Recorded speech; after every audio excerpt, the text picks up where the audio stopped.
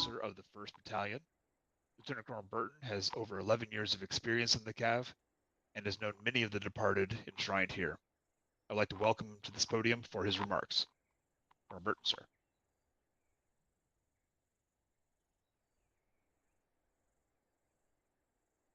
All right. Thank you very much, LT. I am Lieutenant Colonel Burton.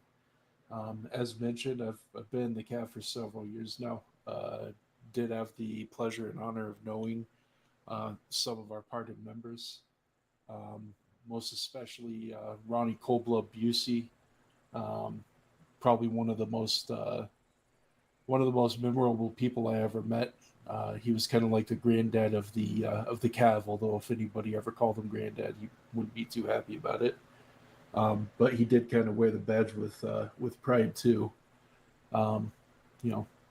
His door was always open. Didn't matter what rank you were, how new you were. He'd sit there and shoot the breeze with you. Just a truly remarkable man.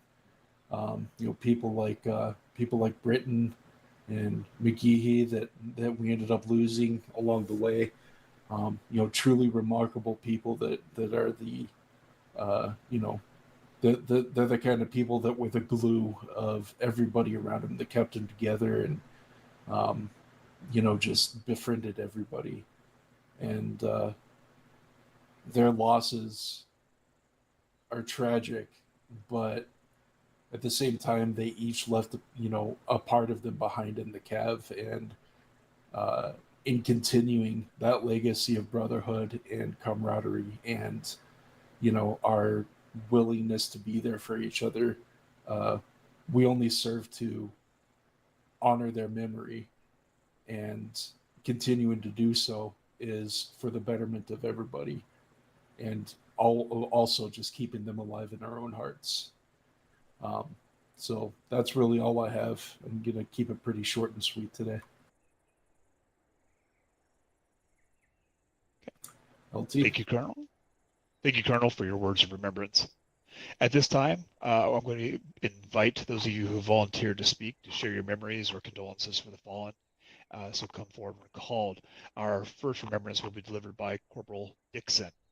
Dixon, you can come up to the podium and give your remarks.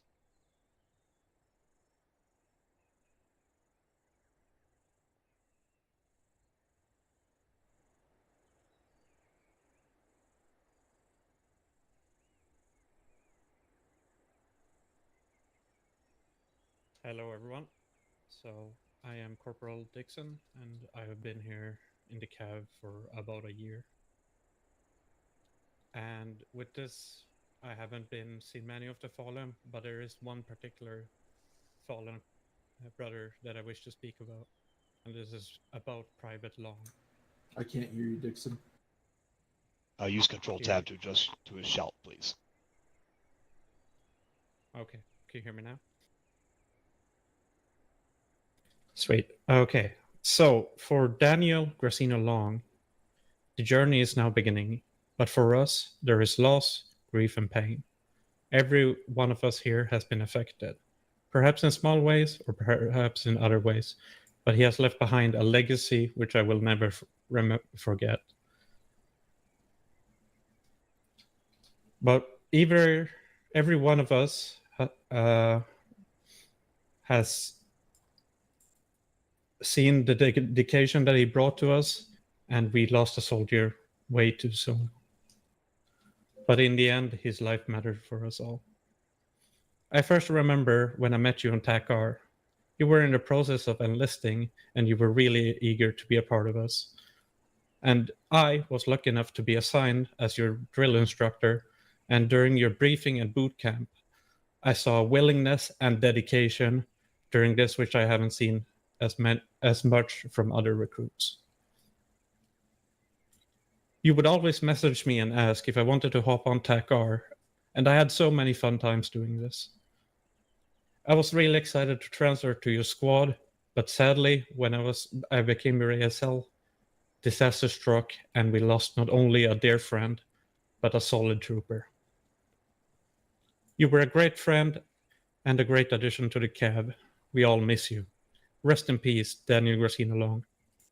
You deserve it. And that is all. Thank you, Corporal, for your kind words.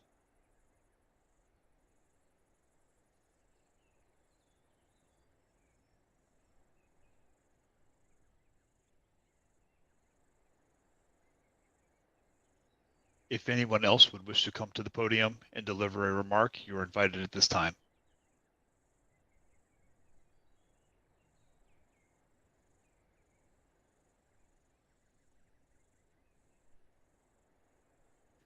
I have only recently marked my first year of service in the Cav, and in that time, we've already lost 2 of our brothers. When, as a drill instructor, we speak about brotherhood and talk about the Cav being something bigger than our individual selves, and nowhere do we really show this brotherhood quite as openly and honestly as through our remembrances of our fallen. We've now lost 14 members over our almost 21-year history, and I unfortunately I didn't have the honor really to serve with most of those people. I was in the U.S. Army, and I have lost several friends to the 2 wars we had going on, and to some of the other plagues that affect veterans. And so it's always hard. It's always hard to reflect and remember their losses. But more importantly, we focus on their lives and the contributions that they've given to us. So I want to thank each of you for coming here today and just joining in remembrance of these fallen brothers of ours, and continuing with this great tradition here in the Cav.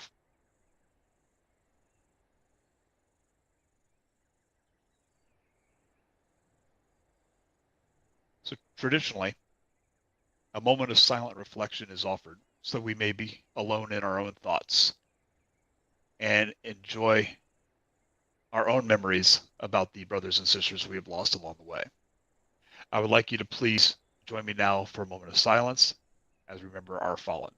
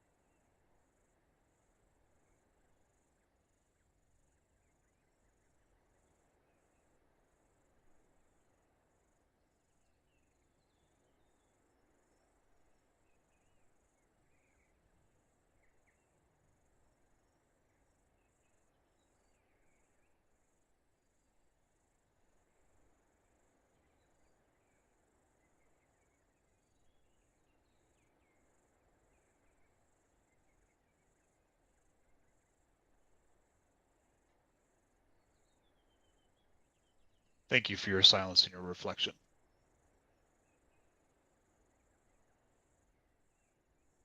Also traditionally, the completion of any military funeral or honorarium memorial ceremony is marked with the playing of the bugle call taps. At this time, I'm going to ask you to please render a salute when ordered to do so, and hold it for the duration of the call, please. Battalion, present Harps.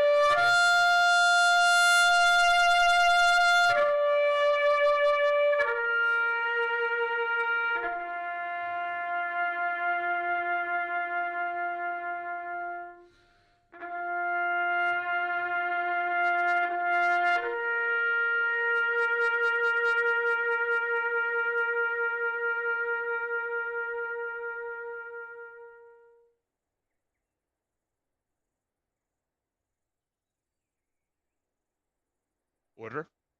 Arms.